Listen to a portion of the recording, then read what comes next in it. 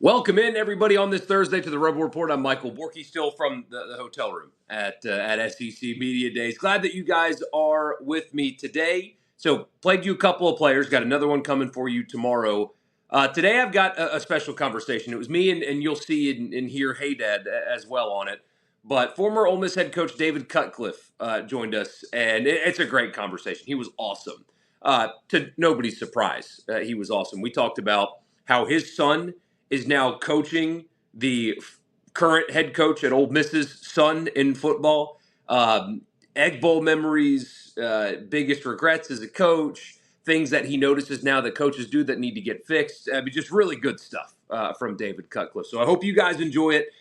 Quality guy, was really good at Ole Miss and is doing awesome stuff after his career is done. Of course, as you guys know, he's no longer coaching at Duke as well. And he's doing some consulting work and working with the SEC, and just an awesome guy and an awesome interview. And I hope you guys enjoy it. But first, I want to invite you, number one, to follow me on Twitter at Michael Borky, Borkey is where you find me. Also, subscribe right there. Wherever you get your podcast, just search Rebel Report and subscribe. And if you like what you hear, leave a rating and a review. Also, right here on YouTube.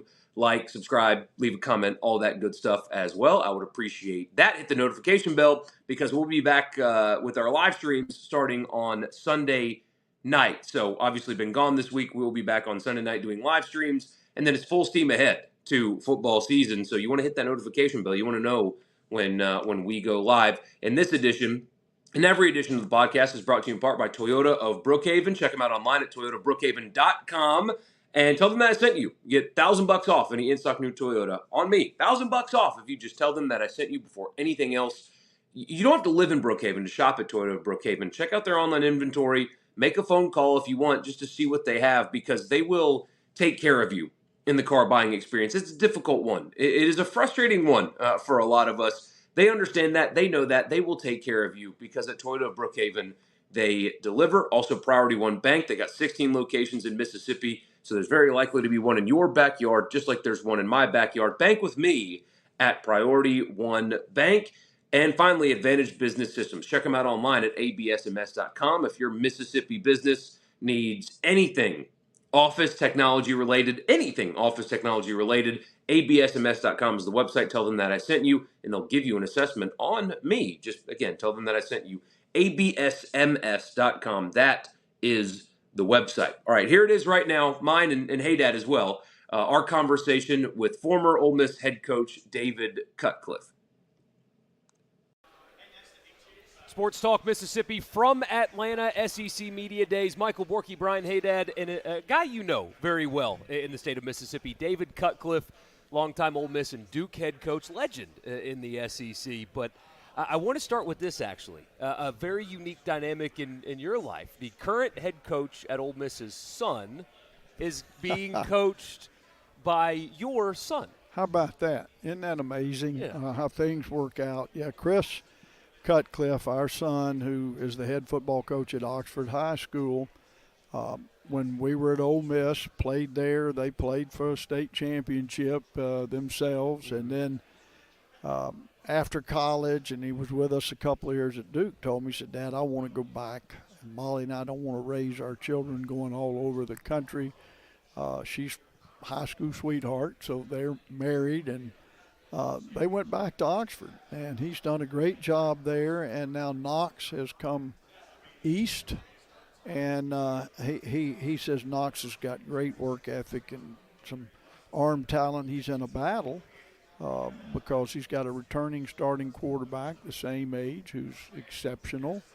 So I think it's going to be great for both of them to get better and better and better. So we'll see how it all ends up. What's that like for you? And I assume Lane's going through the same thing. I mean, you're a coach, and you were a really good coach. How much do you influence your son? How much advice do you give him? How much does he lean on you? What's that dynamic between the two of you like, knowing your experience level? I was a little different in this part of it. For me, it was important not to meddle. You start telling young men, whether your son or not, that something being taught wrong, you're taking their opportunity away. Mm-hmm. You see what I mean? Exactly. Coaching and playing is about trust and communication. So I'm very careful, and I'm sure at some point I'll be going over soon. I'll have this conversation with Lane, not to try to protect Chris, to try to help his son, because I've lived through it. And his dad, Coach Kiffin's dad, Monty, and I were good friends. We decided years ago to share information. He's a defensive guy, and I'm an offensive guy. I would go to NC State when he was there, and we would sit and talk football, kind of teach each other what we were looking for. So, I hope that with this circumstance it all works out spot on. I told Chris, you might think about having an offense, you put both of them in there at the same time. Nobody knows who's going to get the snap, and they're a little different. So it might be something fun to play with. Yeah. So yesterday, Texas was here. Arch Manning was here. You're a man who knows a thing or two about working with the Manning family. I don't think it's any surprise that he's as poised as he is. When you see him on the field, do you see more of Peyton? Do you see more of Eli? Or what do you see? I think I see both of them. First of all, I've been fortunate to work with him and spend time with him most of his life. I was at Ole Miss as the head coach when he was born, sent him scholarship papers that day. I did.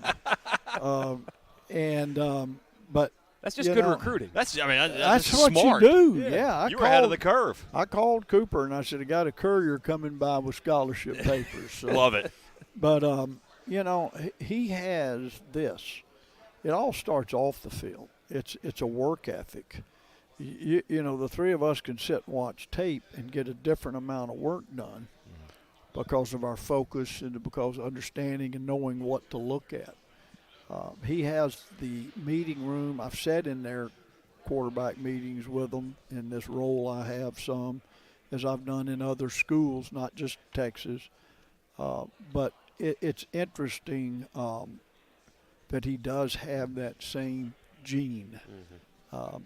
He'll be prepared. He will be extremely well prepared. On the practice field, this is another similar thing. What I look for is, are you a lead in making practice like a game?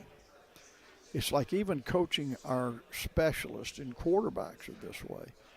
If you're not situational, like I never let our guys, you'll see them put a ball on those tripods to kick. You don't get to do that in a game.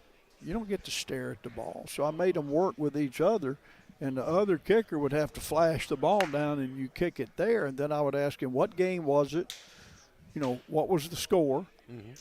Make practice like a game. And so I think Arch has done that, as did his uncles.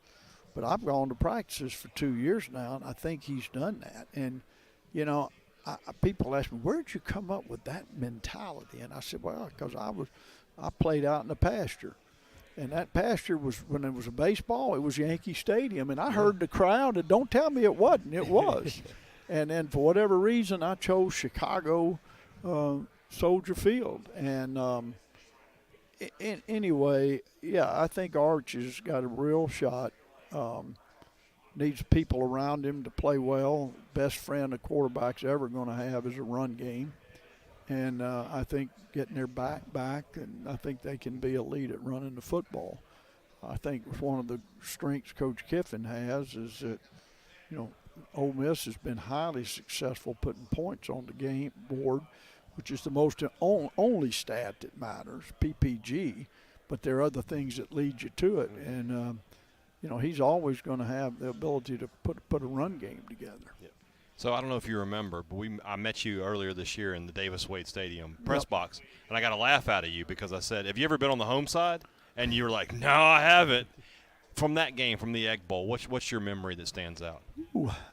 Well, probably the last one with Eli there in the rain. Yeah, I was there. Oh, my gosh. We couldn't hardly get a snap. And we won the ball game. We took care of the football probably better than they did. And then the other one was blowing a game there. When I got too cute, should have let it go into overtime, and they intercepted the ball and beat us. And I think that was the only game that I lost there, but it was my fault. Yeah.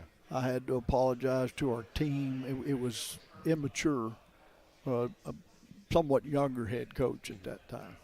I heard Tom Brady say once that it's not the wins that stick with you, it's the losses that stick with you. Is that the same way for you? Yeah, I mean, they're in my gut, and particularly when I felt like I know not to second guess myself, but there are certain things that I do know.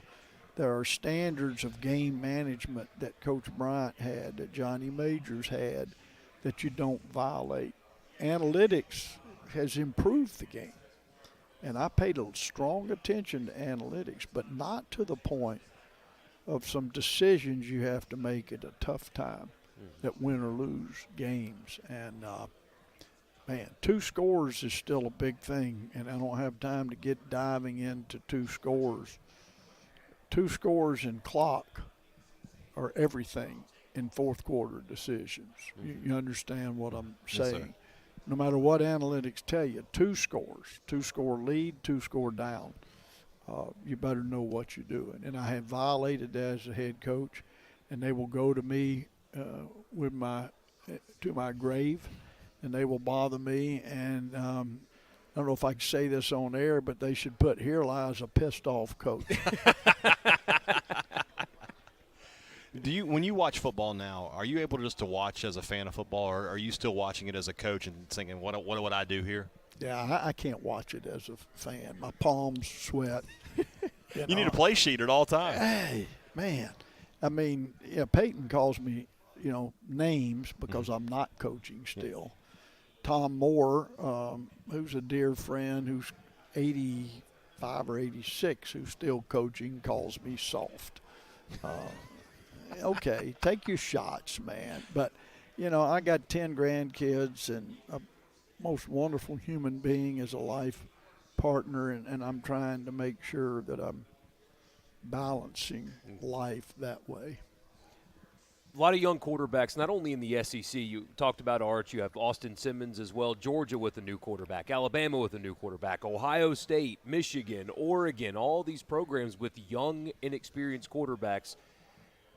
What would you say the biggest hurdle for them is taking over as an inexperienced quarterback for big? You got a minute on the clock to call plays with that. Yeah, question. we got about a minute left. Pressure, is where it is. At short period of time that you have to learn. Plays over, what did I learn? Plays coming, what do I have to know? I've got to make a decision, pre-snap decision, post-snap read, alarm. The game's fast. Coaches better create the fast and the why. I don't see enough teaching of why. I hear a lot of hollering, screaming about how or what. Young people, young quarterbacks particularly, need to know why you're asking them to do everything you're doing. That's another time, another subject, but I get irritated with people that don't teach the why. Interesting. I mean, that's good parenting advice, too. I've got a 5-year-old, and I can't just tell him no. Yeah. No because this, and then you can tell he gets it. They have to know the why. I've been fortunate. I learned that as a player, and then I knew that as a coach, because those – and also that's the best defensive coordinators I worked against. I could tell they were teaching their players why. Defense is an adjustment thing. They need to know why you're adjusting to a formation or a motion. If they don't, I know we got them. Yeah. That's David Cutcliffe. You Great guys know stuff. him. Excellent. Thank you so Thanks, much guys. for sitting down with us. Appreciate it. Sports Talk Mississippi Thank from you. SEC Media Days in Atlanta. We'll be back.